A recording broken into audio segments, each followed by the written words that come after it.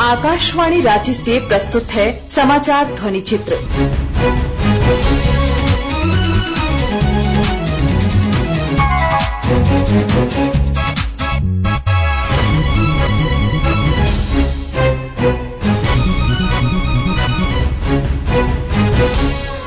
इस अंक में आप सुनेंगे राष्ट्रीय शिक्षा नीति पर विशेष रिपोर्ट।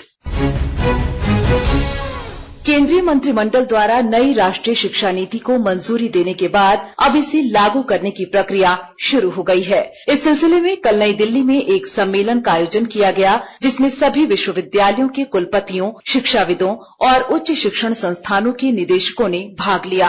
प्रधानमंत्री नरेंद्र मोदी ने वीडियो कॉन्फ्रेंसिंग के माध्यम से सम्मेलन को संबोधित करते हुए कहा कि नई शिक्षा नीति भारत के निर्माण की आधारशिला साबित होगी। राष्ट्रीय शिक्षा नीति के संदर्भ में आज का ये इवेंट बहुत ही महत्वपूर्ण है। इस कॉन्क्लेव से भारत के एजुकेशन वर्ल्ड को नेशनल एजुकेशन पॉलिसी, राष्ट्रीय शिक्षा नीति के विभिन्न पहलुओं के बारे में विस्तृत जानकारी मिलेगी। जितनी जानकारी और ज्यादा जानकारी ज्यादा स्पष्ट होगी, फिर उतना ही आसान इस राष्ट्रीय शिक्षा नीति का इम्प्लीमेंटेशन भी होगा। साथियों, 3-4 साल के व्यापक विचार विमर्श के बाद, लाखों सुझावों पर लंबे मंथन के बाद राष्ट्रीय शिक्षा नीति को स्वीकृत किया गया है। आज देश भर में इसकी व्यापक चर्चा हो रही है। अलग अलग क्षेत्र के लोग, अलग अलग विचारधाराओं के लोग अपने व्यूज दे रहे हैं, राष्ट्रीय शिक्षा नीति को रिव्यू कर रहे हैं। ये एक हेल्दी डिबेट है। ये जितनी ज्यादा होगी, उतना ही लाभ देश की शिक्षा व्यवस्था को मिलेगा। ये भी खुशी की बात है कि राष्ट्रीय शिक्षा नीति आने के बाद देश के किसी भी क्षेत्र से, किसी भी वर्ग से ये बात नहीं उठी कि इसमें किसी तरह का बायस है या किसी एक तरफा कोई झुकाव है। ये एक इंडिकेटर भी है कि लोग बरसों से चली आ रही एजुकेशन सिस्टम में जो बदलाव चाहते थे, वो उन्हें देखने को मिले हैं। वैसे कुछ लोगों के मन में ये सवाल आना बहुत स्वाभाविक है कि इतना बड़ा रिफॉर्म कागज पर तो कर दिया, लेकिन इसे जमीन पर कैसे उतारा जाएगा? यानी अब सबकी निगाहें इसके इम्प्लीमेंटेशन की तरफ है। इस चैलेंज को देखते हुए व्यवस्थाओं को बनाने में जहां कहीं कुछ सुधार की आवश्यकता है, वो हमें सबको मिलकर के करना है और करना ही है। आप सभी राष्ट्रीय शिक्षा नीति के इम्प्लीमेंटेशन में और उस काम में सीधे तौर पर जुड़े हैं और इसलिए आप सबकी भूमिका बहुत ज्यादा है, बहुत अहम है। जहां तक पॉलिटिकल विल की बात है, मैं पूरी तरह कमिटेड हूं, मैं पूरी तरह आपके साथ हूं। साथियों, हर देश अपनी शिक्षा व्यवस्था को अपनी नेशनल वैल्यूज के साथ जोड़ते हुए, अपने नेशनल गोल्स के अनुसार रिफॉर्म्स करते हुए आगे बढ़ता है। मकसद ये होता है कि देश का एजुकेशन सिस्टम अपनी वर्तमान और आने वाली पीढ़ियों को फ्यूचर रेडी रखे, फ्यूचर रेडी करें। भारत की नेशनल एजुकेशन पॉलिसी, राष्ट्रीय शिक्षा नीति का आधार भी यही सोच है। राष्ट्रीय शिक्षा नीति 21वीं सदी के भारत की, नए भारत की फाउंडेशन तैयार करने वाली है। प्रधानमंत्री ने कहा कि सरकार नई शिक्षा नीति को देश में पूरी तरह से लागू करने के लिए प्रतिबद्ध है। उन्होंने कहा कि नई शिक्षा नीति छात्रों को अपनी रुचि के अनुसार पढ़ाई करने का मौका देगी। बीते अनेक वर्षों से हमारे एजुकेशन सिस्टम में बड़े बदलाव नहीं हुए थे। परिणाम ये हुआ कि हमारे समाज में क्यूरोसिटी और इमेजिनेशन की वैल्यूज को प्रमोट करने के बजाय भेड़ चाल को ही प्रोत्साहन मिलने लगा था। कभी डॉक्टर बनने के लिए होड़ लगी, कभी इंजीनियर बनाने की होड़ लगी, कभी वकील बनाने की होड़ लगी। इंटरेस्ट, एबिलिटी और डिमांड की मैपिंग किए बिना होड़ लगाने की प्रवृत्ति से एजुकेशन को बाहर निकालना जरूरी था। हमारे स्टूडेंट्स में, हमारे युवाओं में क्रिटिकल थिंकिंग और इनोवेटिव थिंकिंग विकसित कैसे हो सकती है जब तक हमारी शिक्षा में पैशन ना हो, फिलॉसॉफी ऑफ एजुकेशन ना हो, पर्पज ऑफ एजुकेशन ना हो। गुरुवर रविंद्रनाथ ठाकुर कहते थे, उच्चतम शिक्षा वो है जो हमें सिर्फ जानकारी नहीं देती बल्कि हमारे जीवन को समस्त अस्तित्व के साथ सद्भाव में लाती है। निश्चित तौर पर राष्ट्रीय शिक्षा नीति का बृहद लक्ष्य इसी से जुड़ा है। इसके लिए टुकड़ों में सोचने के बजाय एक होलिस्टिक अप्रोच की जरूरत थी, जिसको सामने रखने में राष्ट्रीय शिक्षा नीति सफल रही है।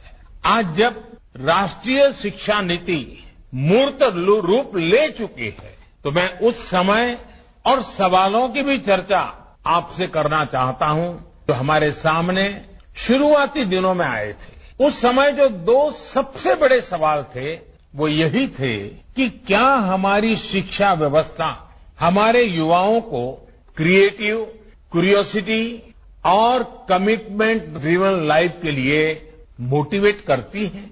हमारे सामने दूसरा सवाल था कि क्या हमारी शिक्षा व्यवस्था हमारे युवाओं को एम्पावर करती है, देश में एक एम्पावर्ड सोसाइटी के निर्माण में मदद करती है। आप सब इन सवालों से भी परिचित हैं और जवाबों से भी भली भांति परिचित हैं। आज मुझे संतोष है कि भारत की नेशनल एजुकेशन पॉलिसी, राष्ट्रीय शिक्षा नीति को बनाते समय इन सवालों पर गंभीरता से काम किया गया। स्कूल करिकुलम के 10+2 स्ट्रक्चर से आगे बढ़कर अब 5+3+3+4 करिकुलम का स्ट्रक्चर देना इसी दिशा में एक कदम है। हमें अपने स्टूडेंट्स को ग्लोबल सिटीजन भी बनाना है और इसका भी ध्यान रखना है कि वे ग्लोबल सिटीजन तो बने लेकिन साथ साथ अपनी जड़ों से भी जुड़े रहें। जड़ से लेकर के जग तक, मनुष्य से मानवता तक, अतीत से आधुनिकता तक सभी बिंदुओं का समावेश करते हुए इस राष्ट्रीय शिक्षा नीति का स्वरूप तय किया गया है। इस बात में कोई विवाद नहीं है कि बच्चों के घर की बोली और स्कूल में पढ़ाई की भाषा एक ही होने से बच्चों के सीखने की गति बेहतर होती है। ये एक बहुत बड़ी वजह है जिसकी वजह से जहां तक संभव हो 5th क्लास तक बच्चों को उनकी मातृभाषा में ही पढ़ाने पर सहमति दी गई है। इससे बच्चों को और बच्चों की नींव तो मजबूत होगी ही, उनके आगे की पढ़ाई के लिए भी उनका बेस और मजबूत होगा। अभी तक जो हमारी शिक्षा व्यवस्था है उसमें व्हाट टू थिंक पर फोकस रहा है, जबकि इस शिक्षा नीति में हाउ टू थिंक उस पर बल दिया जा रहा है। ये दौर ऐसा है जहां इंफॉर्मेशन और कंटेंट की कोई कमी नहीं है। एक प्रकार से बाढ़ आई हुई है। हर प्रकार की जानकारी आपके मोबाइल फोन पर अवेलेबल है। जरूरी ये है कि कौन सी जानकारी हासिल करनी है, क्या पढ़ना है। इस बात को ध्यान में रखकर ही राष्ट्रीय शिक्षा नीति में प्रयास किया गया है कि जो पढ़ाई के लिए लंबा चौड़ा सिलेबस होता है, ढेर सारी किताबें होती हैं, उसकी अनिवार्यता को कम किया जाए। अब कोशिश ये है कि बच्चों को सीखने के लिए inquiry based, discovery based, discussion based और एनालिसिस बेस्ड तरीकों पर जोर दिया जाए। इससे बच्चों में सीखने की ललक बढ़ेगी और उनके क्लास में उनका पार्टिसिपेशन भी बढ़ेगा।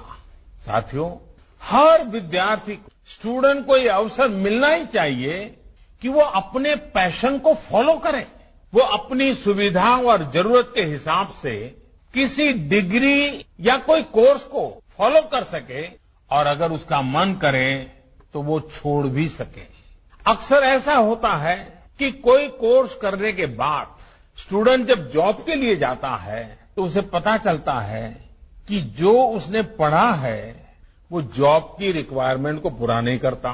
कई स्टूडेंट को अलग अलग वजहों के से बीच में ही कोर्स छोड़कर जॉब करनी पड़ती है। ऐसे सभी स्टूडेंट्स की जरूरतों का ख्याल रखते हुए मल्टीपल एंट्री एग्जिट का ऑप्शन दिया गया है। अब स्टूडेंट वापस अपने कोर्स से जुड़कर अपनी जॉब रिक्वायरमेंट के हिसाब से ज्यादा इफेक्टिव तरीके से पढ़ाई कर सकता है, लर्न कर सकता है। इसका एक और एस्पेक्ट है, जब स्टूडेंट्स को ये भी स्वतंत्रता होगी कि अगर वो कोई कोर्स बीच में छोड़कर दूसरे कोर्स में प्रवेश लेना चाहे तो वो कर सकते हैं। इसके लिए वो पहले कोर्स से एक निश्चित समय तक ब्रेक ले सकते हैं और दूसरा कोर्स ज्वाइन कर सकते हैं।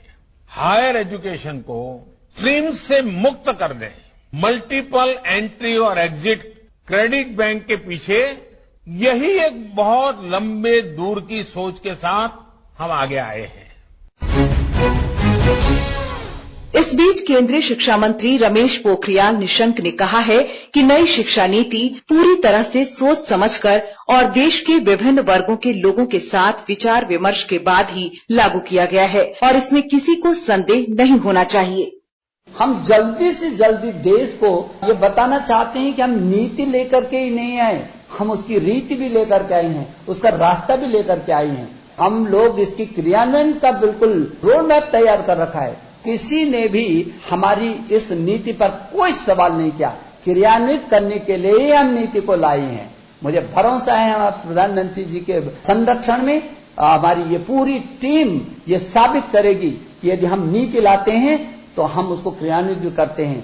अब मैं ये समझता हूं वक्त हमारे पास कम है, मैदान हमारे पास खाली है, लोगों के मन बने हैं, व्यवस्थाओं की दृष्टि से हम क्या क्या समन्वय कर सकते हैं, कितने कम समय में कर सकते हैं। जैसे प्रधानमंत्री जी ने चाहा कि हर कॉलेज, हर विश्वविद्यालय, जो विश्वविद्यालयों के अंदर जितने कॉलेज हैं, विश्वविद्यालय इसको तय करे कि वो अपने हर विभाग में सेमिनार करे। अच्छा है, चर्चा होनी चाहिए, परामर्श होना चाहिए। हम एक नई दिशा में नई छलांग मारने के लिए तैयार हैं। सबको मन से तैयार होना चाहिए और इसलिए पूरा विश्वविद्यालयों के अंदर ये सेमिनार शुरू हो जाए, महाविद्यालयों के अंदर सेमिनार शुरू हो जाए और राज्यों के भी अंदर जो है फिर उस तरीके से सेमिनार शुरू हो जाए।